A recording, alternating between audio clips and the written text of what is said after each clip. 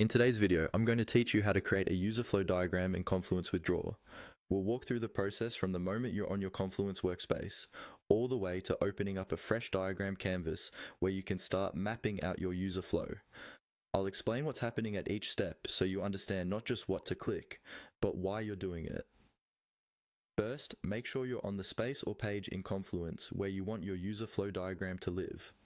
This could be part of a product requirements page, a design document, or any planning page your team uses.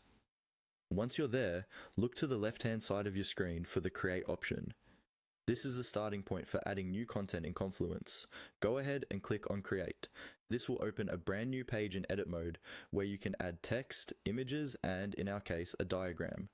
With your new page open and the cursor active in the body of the page, you're going to use a quick command to insert a diagram.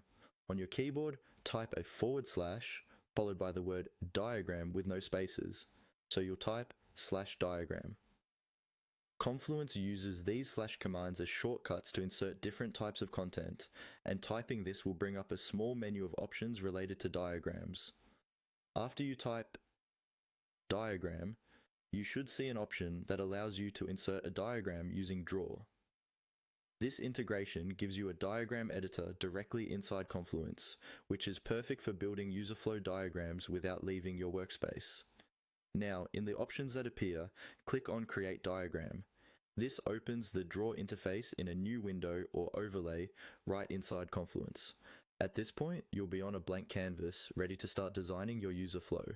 From here, you can drag in shapes to represent screens, actions, or decision points, and connect them with arrows to show how users move through your product or process. Remember to give your diagram a clear name so your teammates can find it easily later. And when you're done editing, make sure to save and close so the diagram appears directly on your Confluence page. And that's it.